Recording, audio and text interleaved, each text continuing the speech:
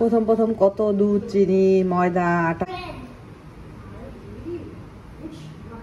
সামনেরটা একবার ইনশাআল্লাহ কালকের ব্লগে করবেন। যারা আমাকে পছন্দ করেন তারা যদি আমার খারাপ কিছুও দেখেন, আমি সত্যি কথা বলতে আমি আমার ভাই ভাবির কাছ থেকে কখনো আশা। আসসালামু আলাইকুম। অনেক দিন পরে আপনাদের সাথে একটু রান্না বান্না শেয়ার করব। আজকে আমি বানাবো পাটিসাপটা পিঠা। এজন্য আমি এই যে একটা পাত্রে 1 কাপ পরিমাণ চালের গুঁড়া নিয়ে নিলাম 1/2 কাপ পরিমাণ ময়দা বা আটা। আমি ময়দা নিয়েছি। তারপরে দিয়ে দিব এখানে 1/3 কাপ বা 3 টেবিল চামচ পরিমাণ গুঁড়ো দুধ। তো এই পিঠাটা বানাচ্ছি অবশ্যই একটা কারণ আছে, এমনি এমনি পিঠা বানাচ্ছি না, একটা স্পেশাল কারণ আছে। দিয়ে দিচ্ছি এখানে 3 টেবিল চামচ পরিমাণ চিনি। তো এই যে এগুলো দেওয়ার পরে শুকনো উপকরণগুলোকে একটু চামচ দিয়ে একটু মানে মিশাই নিচ্ছি আর কি। তো এখানে আমি এই পর্যায়ে নর্মাল পানি, নর্মাল যে পানিটা আমরা খাবো, কোনো নাতিশীতোষ্ণ গরম বা ঠান্ডা একদম এরকম না, নর্মাল পানি অল্প অল্প করে অ্যাড করব আর গোলাটাকে রেডি করে নিব। তো এটা পানি অ্যাড করতে করতে যখন বুঝবো যে না একদম পারফেক্ট গোলা হয়েছে তখন আর পানি দিব না। তো আমার এই যে সুন্দর হয়েছে গোলাটা, গোলার থিকনেসটা হবে এরকম, একদম পাতলাও না একদম ঘনও না, নর্মাল। আর এই পর্যায়ে আমি দিয়ে দিচ্ছি 1/2 চা চামচ পরিমাণ লবণ, মিশিয়ে নিচ্ছি। আর এখন পাটিসাপটার ভিতরের আমি খিরসাটা রেডি করব। এখানে আমি 1/2 লিটারের চাইতে একটু বেশি দুধ নিয়েছি। দুধটা খুব সুন্দর ফুটে উঠেছে। আমি 2টা আস্ত এলাচ মাঝখান থেকে চিড়ে দিয়ে দিয়েছিলাম। আর এখন এটার মধ্যে দিয়ে দিচ্ছি আমি 3 থেকে 4 টেবিল চামচ পরিমাণ চিনি। চিনিটা আমি কম করে দিচ্ছি কারণ আমি এখানে একটু গুঁড়ো দিব। তো এখানে আমি কিছুটা ঠান্ডা মানে নর্মাল দুধটা আমি রেখে দিয়েছিলাম বাটিতে, সেটার মধ্যে আমি 2 চা চামচ চালের গুঁড়া মিশিয়ে নিলাম। এই যে দেখেন সুন্দর মতো দুধটা ফুটে উঠেছে, ঘন হয়ে এসেছে। এখন আমি অল্প অল্প করে এই চালের গুঁড়াটাই দুধের মধ্যে দিয়ে খুব ভালোভাবে এটাকে নাড়বো। এখন নাড়তে নাড়তে নাড়তে নাড়তে এটা একদম ঘন একটা হালুয়া টেক্সচার যখন আসবে তখন বুঝবো যে আমার ভিতরের খিসাটা রেডি হয়ে গেছে।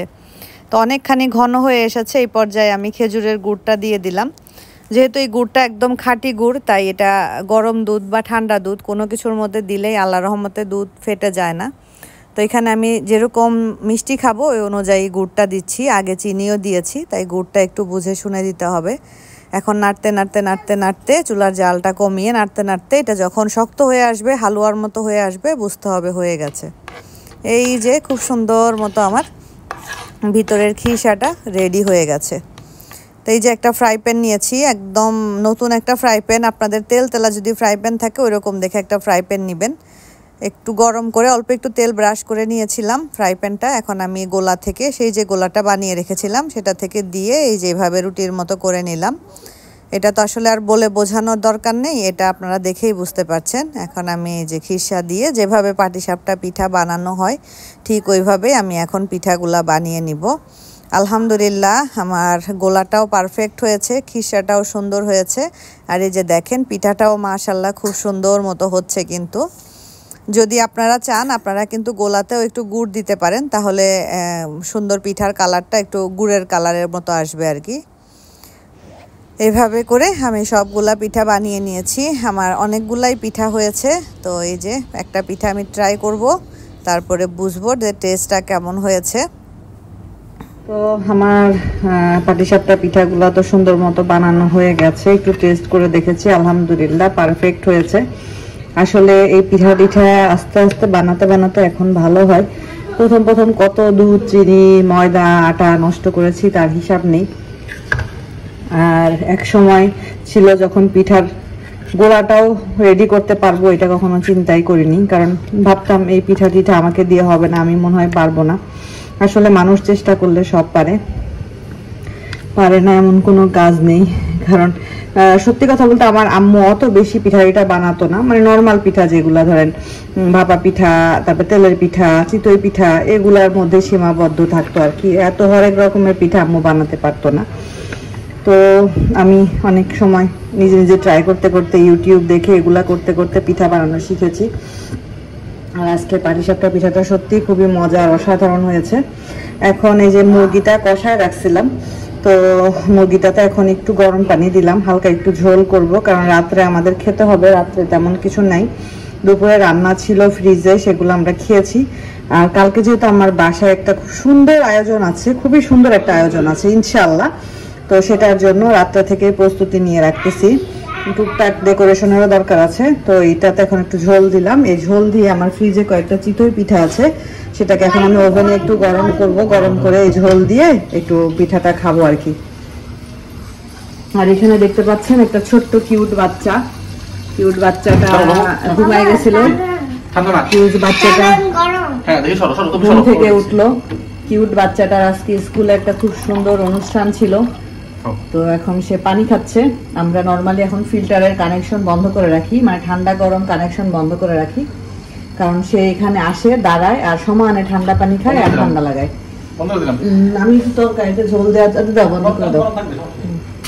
আমি আজকে গরম পানি নেওয়ার জন্য আবার কানেকশনটা ওপেন করছিলাম। ফ্রিজটা একটু খোলো না, চিতই পিঠাগুলো বের করে একটু গরম ওভেনে দিই। তুই যে বক্স দেখো, ওই যে বক্সটা। হ্যাঁ, তো চিতই পিঠাগুলো এখন হলো গরম করতে দিব, তারপরে একটু ঝোল দিয়ে চিতই পিঠা খাবো। আজকে বিকালে আর চা খেলাম না, কারণ চা খেলে কি হবে, আমার রাত্রে ঘুম আসবে না। আর রাত্রে যদি আমি লেট করে ঘুমাই, সকালে আমার উঠতে কষ্ট হয়ে যাবে। উঠতে পারবো ঠিকই, কিন্তু খালি ঘুম আসবে, টায়ার্ড লাগবে। তার চাইতে ঘুমায় যাব রাত্রে তাড়াতাড়ি, আর সকালে তাড়াতাড়ি উঠে কাজ টাজগুলো সেরে নিব। এই যে দিয়ে দিলাম, সুন্দর। আমি 1 মিনিট দিলে সুন্দর 1 মিনিটের মধ্যে পিঠাগুলো সুন্দর একদম হয়ে যাবে, একদম সুন্দর মতো হয়ে যাবে, পিঠাগুলো নরম হয়ে যাবে। এই তো পিঠাগুলো খুব সুন্দর মতো নরম হয়ে গেছে ওভেনে গরম করার পরে। এখন আমি ঝোলের মধ্যে ডিপ করে খাবো, আর তোষানও খেতে চাচ্ছে, ওকেও দেই। আলহামদুলিল্লাহ মজা লাগছে। তো তোষানের হলো আরো 2টা পরীক্ষা বাকি আছে। ওর গতকালকের পরীক্ষাটা না, ওই যে বললাম না চেঞ্জ করে, মানে আজকে একটা পরীক্ষা ছিল ওর, সেটা পোস্টপন হয়ে 7 তারিখে চলে গেছে। আর 6 তারিখে ওর আগে থেকেই শিডিউল করা ছিল মালাই পরীক্ষা, ভাষা মালাই। তো সেটাই ওকে রিভিশন দেওয়াচ্ছিলাম। তো এখানে হলো ক্রস মানে কানেকশন। এই যেখানে হলো থালা বাসন ওয়াশ হচ্ছে, এটাকে বলে চুচি পিঙ্গান, মানে থালা বাসন ওয়াশ করা। ও টেবিল পরিষ্কার করতেছে, এটাকে বলে ল্যাপ মেজা, মানে টেবিল পরিষ্কার করা। মপ লান্তাই, মানে ঘর মোছা। মপ মানে তো মোছা, আর মপ লান্তাই। তারপরে এই যে ট্র্যাশ পরিষ্কার করতেছে, এগুলো সাপু সাম্পা। কাপড় শুকানো হলো যে মুরকেইন, মানে ড্রাইং ক্লথ, এই আর কি। এগুলো ওকে পরাচ্ছি। পিঠাটা খাইলাম, মজা লাগলো আলহামদুলিল্লাহ। তাই 2 ভাই দুষ্টামি করবে না, নো মারামারি। কাজের সময় একদম সাইলেন্ট থাকো, শান্তি বজায় রাখো। তো তোষানের রিভিশন শেষ। এখন আমি কালকে অনুষ্ঠানের জন্য এখন প্রস্তুতি নিচ্ছি। তো এই যে দেখতে পাচ্ছেন এখানে 3টা কালারফুল ওড়না, এটা হোয়াইট, এটা ইয়েলো, এটা ফুল রেড। তো এটা দিয়ে এখন একটা ডেকোরেশন হবে। তো আমি একটা স্ট্যান্ড কিনেছিলাম, এরকম একটা স্ট্যান্ড কিনেছিলাম। এটা কেনা হয়ে, এটা টাইট হবে নাকি না? ঠিক আছে, বেশি টাইট করতে হবে, প্যাচ কেটে যাবে। তো দেখি, দাও একটা ওড়না দাও, দেখি যে কোনো একটা দাও, কেমন লাগে।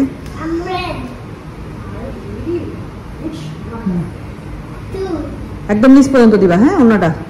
পিছনে কম ছোট রাখো, সমস্যা নাই, কিন্তু এদিকে একদম নিচ পর্যন্ত দিবা।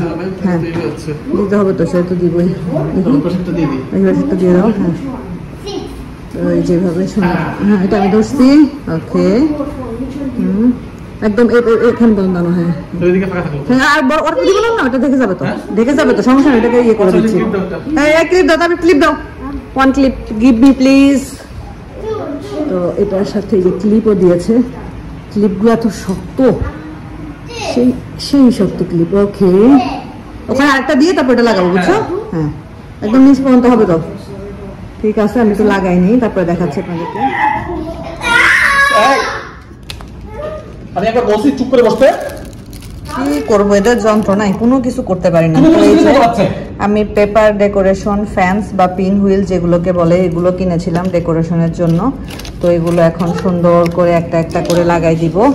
যে কি কিউট, সবগুলা খুব সুন্দর, অনেকগুলো কালারের কিনেছিলাম আমি, জেমস ক্লিপ। তো দেখা যাক, এগুলাকে এখন সেট করে ছোট ছোট করে লাগাই দিব। এই যে আমার ব্যাকড্রপ বা ব্যাকগ্রাউন্ডটা মোটামুটি রেডি হয়ে গেছে। আজকে আর সামনে থেকে দেখাবো না, আজকে আপনাদেরকে পিছনটাই দেখাচ্ছি। সামনেরটা একবারে ইনশাআল্লাহ কালকের ব্লগে আল্লাহ বাঁচায় রাখলে, সুস্থ রাখলে দেখাবো। তো এই যে এগুলাকে এখন লাগাই দিব আর কি সুন্দর করে। এই যে এইভাবে এটা ঘুরবে মনে হচ্ছে।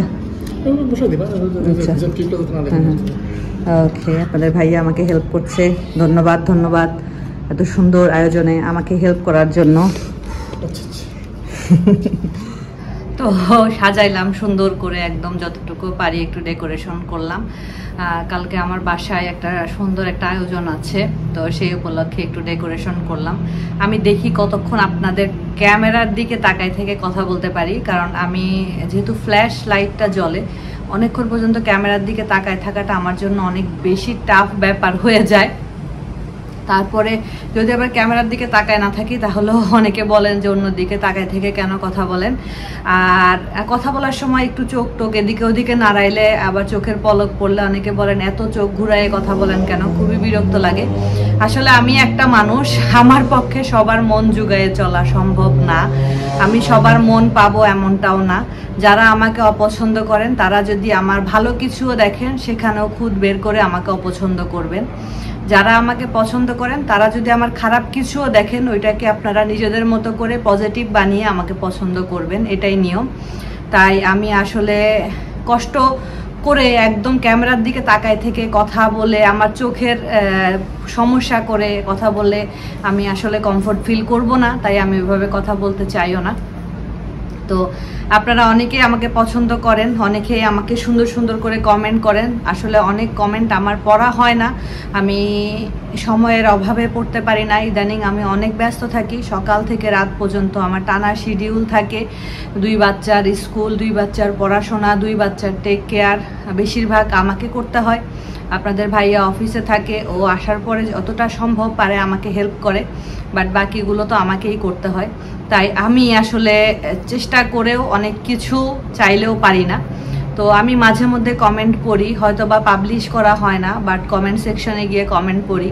আলহামদুলিল্লাহ 99%ই পজিটিভ থাকে, তার মধ্যে 1% নেগেটিভ থাকবেই। এটা আসলে বলে শেষ করা যাবে না যে 1% নেগেটিভ থাকবেই থাকবে, সেটা শুধুমাত্র কমেন্ট বক্সে কেন, সেটা আমাদের নিজেদের বাস্তব জীবনেও থাকে, তাই না? তো এটাই আর কি কথা। তো গতকালকে তো আমাদের খুব সুন্দর একটা অনুষ্ঠান ছিল, ওইটা সম্পূর্ণ রেস্ট্রিক্টেড একটা অনুষ্ঠান ছিল। এখানে উইকে সুযোগ দিয়েছে, উইয়ের যে কাজ আছে সেটা দেখিয়ে প্রমাণ করার সুযোগ দিয়েছে। আজকেও আমাদের একটা অনুষ্ঠান ছিল, বাট আমি আজকে অ্যাটেন্ড করতে পারিনি। আজকে নিশা আপুকে নিয়ে আমাদের একটা ডিনার পার্টির আয়োজন হচ্ছে, অলরেডি শুরু হয়ে গেছে, বাট আমি যেতে পারলাম না কারণ আমার এখানে কাজ আছে। আমার বাসায় যেহেতু আগে থেকেই কালকের প্রোগ্রামটা ফিক্সড করা ছিল, তাই আমি ওটা ক্যান্সেল করা আমার পক্ষে সম্ভব না। আবার একটু রান্নাবান্নারও কাজ ছিল, একটু ডেকোরেশনের কাজ ছিল, সেগুলো করলাম। তো এই তো সব কিছু মিলাই আলহামদুলিল্লাহ ভালোই আছি। যারা আমাকে পছন্দ করেন না তাদেরকে আমি জোর করাই আমাকে পছন্দ করাইতে পারবো না। আপনারা পছন্দ করেন না, আমি করতে বলিও না। আমার কথা হলো আপনারা আমাকে দূর থেকে দেখেন, দেখে আপনাদের যার যার মনে যেমন ধারণা আছে সেটা তারা সেভাবে আমাকে দেখেন। তো যার মনে আমার সম্পর্কে ভালো ধারণা তারা আমাকে ভালোভাবেই দেখবেন, এটাই স্বাভাবিক। ভালো লাগছে, সুন্দর করে সাজাইছি তো খুব সুন্দর লাগছে দেখতে। আমার সামনেই ডেকোরেশনটা, আমি আপনাদেরকে কালকে একবার ইনশাআল্লাহ দেখাবো, আজকে আর না দেখাই, আজকে আর দেখাইতে ইচ্ছা করছে না, মনে হচ্ছে কালকে একবারে আপনাদেরকে সুন্দর করে দেখাবো।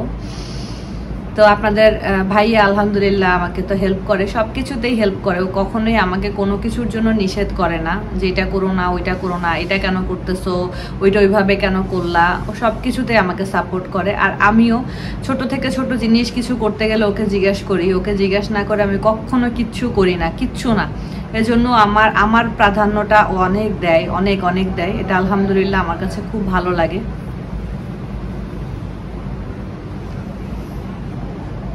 প্রচুর পরিমাণের গরম, দেশেও তো মনে হয় অনেক গরম, অনেক অনেক গরম। আম্মুর সাথে কথা হচ্ছিল, আম্মুও বলতেছিল যে প্রচুর গরম পড়ছে মা, গরমের জন্য একদম জীবন অতিষ্ঠ। তো আমাদের বাড়ির সামনে যে মাচাটা আছে সবাই তো ওখানে এসে বসে, তো সবাই ওখানে গল্প টল্প করে। আমার ভাবিকে তো আমি একটা বুদ্ধি দিছিলাম, মানে ভাবির সাথে গত পরশুদিন কথা হচ্ছে, তো আমি ভাবিকে বলতেছি ভাবি সবাই ছাদে গিয়ে ডিম পোস্ট করতেছে, তুমি কেন করতেছো না? তো ভাবি বলতেছে এই ভালো কথা বলছিস, তো তাহলে ছাদে গিয়ে তো ডিম পোস্ট করাই যায়। আমি বললাম হ্যাঁ, আমাদের ছাদে যে রোদ পড়ে, যদি সত্যি সত্যি ডিম পোস্ট হয় তাহলে তুমি গিয়ে তো ট্রাই করে দেখতে পারো। তো ভাবির ব্লগ দিয়েছে, দেখলাম ভাবি ট্রাই করে দেখেছে। অনেক কষ্ট করতে হয়েছে বেচারি, আমার বুদ্ধি নিয়ে বেচারির অনেক কষ্ট করে ডিম করতে হয়েছে। ভাবিও কয়েকটা ভিডিও দেখছে আর আমিও সাথে বললাম, ভাবি তাইতে রাজি হয়ে সেও গিয়ে ডিম পোস্ট করছে। তো ভালোই তো ডিম পোস্ট হয়েছে দেখলাম। তা আমাদের ননদ ভাবির এরকম কথাবার্তা চলতেই থাকে। আমরা কথার মধ্যে অনেক সময় ঝগড়া করি, আবার অনেক সময় মিষ্টি মিষ্টি কথা বলি, অনেক সময় দুষ্টামি করি, ফাইজলামি করি। তো ওই দিন আমার হাত কেটে গেছে দেখে আমাকে ফোন দিছে, ফোন দিয়ে বলতেছে যে হাতের কি অবস্থা তোর। আমি বললাম যে ভাবি হাত আছে আলহামদুলিল্লাহ ভালোই আছে, একটু ডিপ হয়ে কাটছে, এজন্য প্রচুর ব্লিডিং হয়েছে, ভালোই আছে। তো এই যে ছোট্ট একটা জিনিস, আমার হাতটা কেটে গেছে, ও দেখছে, দেখে আমাকে ফোন দিয়ে যে আমার খোঁজ নিছে, এতেই আমার শান্তি। আমি সত্যি কথা বলতে আমি আমার ভাই ভাবির কাছ থেকে কখনো আশা করি না তারা আমাকে এটা দিবে, ওইটা দিবে, সেটা দিবে। আমি শুধুমাত্র এটুকুই আশা করি আমার সাথে একটু খোঁজ খবর নেবে, আমার সাথে একটু কথা বলবে, এটাই। আর আলহামদুলিল্লাহ সেটা আমি একদম পারফেক্ট ভাবে পাই, পারফেক্ট ভাবে, যেটাকে আসলে মানে আমি আল্লাহর অশেষ রহমত বলবো, এছাড়া আর কিছুই না। সব সময় তারা আমার ভালো মন্দ, হাসি কান্না সব কিছুতে খুব সুন্দর করে আমাকে ভালোবাসা দেয়, আমাকে সাপোর্ট করে, আমার খোঁজ খবর নেয়। এই জন্য আমি আসলে অনেক বেশি কৃতজ্ঞ। কারণ অনেক বোনরা আছেন যারা আফসোস করেন, অনেকে বাস্তবে দেখেছি আফসোস করেন যে ভাইয়েরা বছরের পর বছর খবর নেয় না, কথা বলে না। তো আলহামদুলিল্লাহ না, আল্লাহ আমাকে এরকম পরিস্থিতিতে ফেলেনি। আমি আল্লাহর কাছে হাজার হাজার শুকরিয়া আদায় করি। তো সবাই ভালো থাকেন, সুস্থ থাকেন। আজকের মতো বিদায় নিচ্ছি। আজকে আমার কাজ যা ছিল শেষ হয়ে গেছে, কিছু থালা বাসন আছে, এগুলা ক্লিন করে রাত্রে ঘুমায় যাব। আল্লাহ হাফেজ।